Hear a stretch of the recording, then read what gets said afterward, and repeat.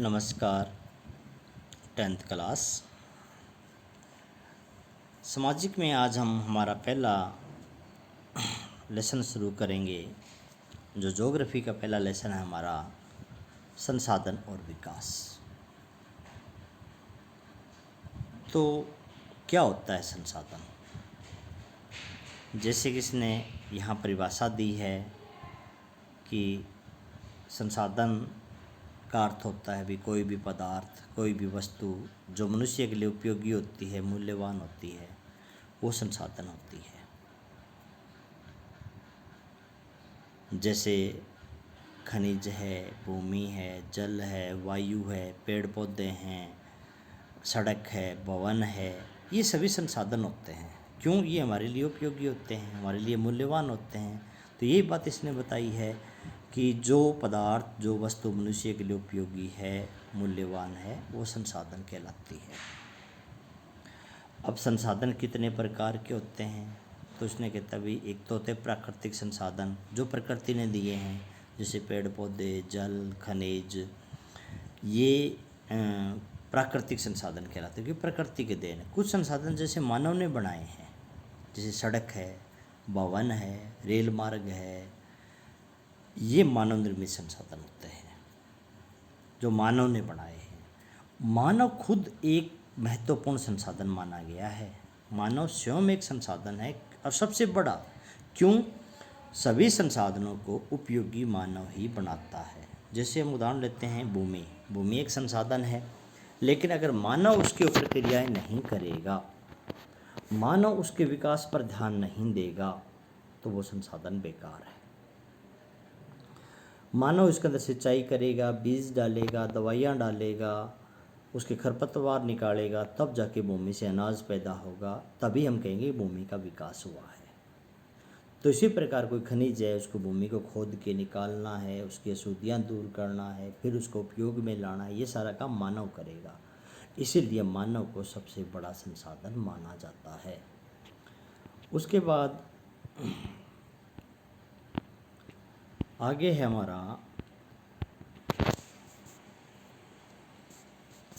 कि संसाधन के प्रकारों में, जैसे इसने प्राकृतिक हमने पढ़ा, मानव निर्मित हमने पढ़ा, प्राकृतिक संसाधन, मानव निर्मित। प्राकृतिक में जैसे हमने पढ़ा था वायु है, पानी है, भूमि है, खनिज है।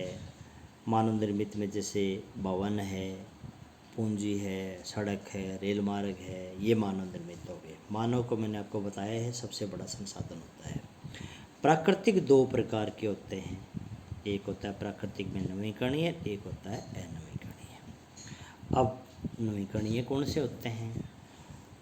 जिन संसाधनों के भंडार काफ़ी ज़्यादा हैं और अगर वो समाप्त हो भी जाए तो दोबारा जल्दी बन जाते हैं, उनको हम नवीकरणीय संसाधन कहते हैं। जैसे इसने पानी का उदाहरण दिया। पानी क्या है? पानी आपने साइंस में भी पढ़ा होगा, जल चक्र के बारे में, कि पानी जल चक्कर होता है भी। पानी वाष्प बनकर उड़ेगा, वाष्प बादल बनेंगे, बादल से बूंदों के रूप में पानी नीचे वापस पृथ्वी पर आएगा, फिर वाष्प। ये जो राउंड है जल चक्र का चलता रहता है, तो पानी की दोबारा पूर्ति होती रहती है। तो इसलिए जल को हम नवीकरणीय संसाधन कहते हैं। जल एक नवीकरणीय संसाधन है। अनवीकरणीय संसाधन वो होते हैं जिनके एक तो भंडार बहुत कम है और ज़्यादा हम प्रयोग करेंगे तो वो जल्दी समाप्त हो जाएंगे, उनको हम अनवीकरणीय संसाधन कहेंगे। जैसे कोयला है, पेट्रोलियम है, और भी जो जितने भी हमारे खनिज हैं वो सारे अनवीकरणीय हैं, क्योंकि इनके भंडार बहुत कम है।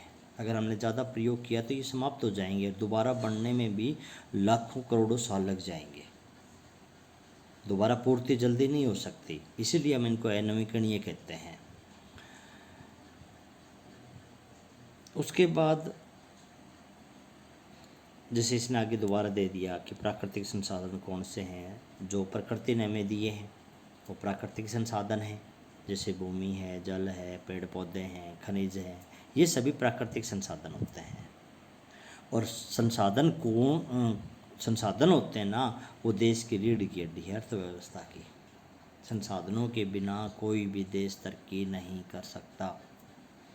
जैसे शरीर के विकास के लिए रीढ़ की हड्डी जरूरी है, उसी प्रकार देश के विकास के लिए संसाधनों का होना बहुत ज़रूरी है।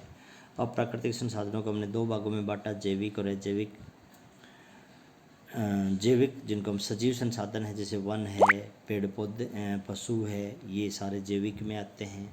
खनिज है, लौह अयस्क है, ये अजैव संसाधन है जिनको हम निर्जीव भी कह सकते हैं। उसके बाद मानव निर्मित संसाधन कौन से हैं? जो मनुष्य के द्वारा बनाए जाते हैं,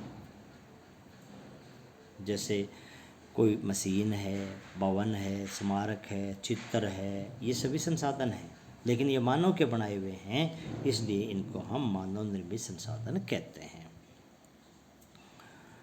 उसके बाद संसाधन और विकास क्या होता है? ये कहता है कि भूमि, वन, वन्य जीव, जल, खनिज, ये सारे हमारे महत्वपूर्ण संसाधन हैं, प्राकृतिक है।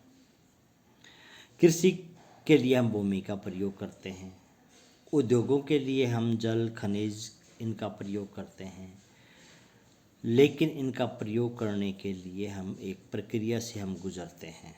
जैसे भूमि के लिए मैंने अभी आपको बताया था कि हमें सिंचाई करनी पड़ती है, बीज बोने पड़ते हैं, उसके बाद दवाइयाँ डालनी पड़ती है, तब जाके हम भूमि से अनाज उत्पादन करते हैं, वो विकास कहलाता है। इसी प्रकार सभी संसाधनों को उपयोगी बनाने के लिए एक क्रिया से गुजरना पड़ता है, उस क्रिया को ही संसाधनों का विकास कहते हैं। संसाधनों का संरक्षण, संसाधनों को बचाना क्यों जरूरी है?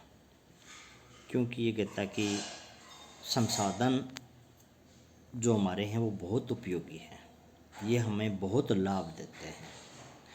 और संसाधन हमने पढ़ा है कि ज़्यादातर अनवीकरणीय है, तो अनवीकरणीय संसाधन हैं तो ये अनवीकरणीय हैं तो जल्दी समाप्त हो जाएंगे, तो हमारे आने वाली जो पीढ़ी है वो संसाधन फिर कहाँ से लाएगी?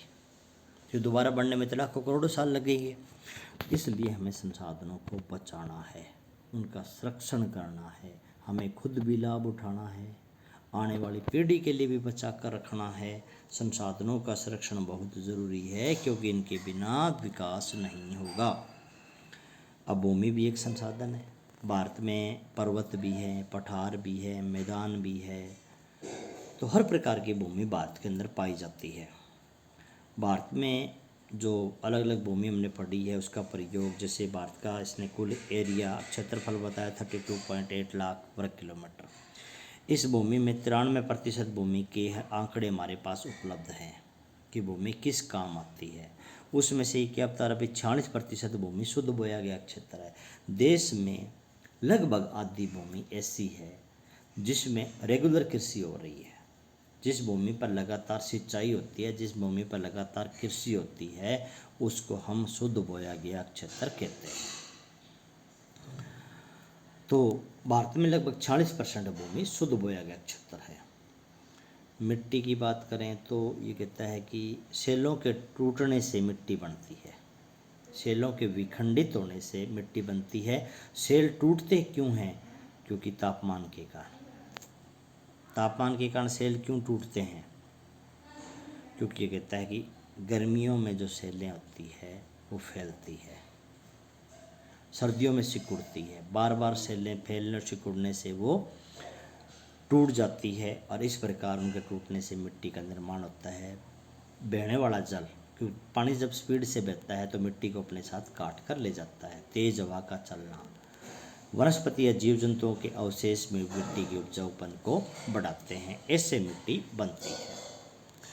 तो आज आप इतना ही करोगे, और इसमें आज आपके लिखने का काम मैं बता देता हूँ कि आज आपको क्या लिखना है। आज आपको एक तो लिखना है संसाधन क्या है, फिर संसाधन के प्रकार कौन से हैं, और फिर ये पूरा आप डायग्राम बनाओगे इसे, जैसे इसने बना रखा है संसाधन के प्रकारों का, ये डायग्राम पूरा आप तैयार करें। ये आपके राइटिंग का काम है। बाकी जितना काम आपको दिया गया है वो अच्छे ढंग से आप याद करोगे। धन्यवाद।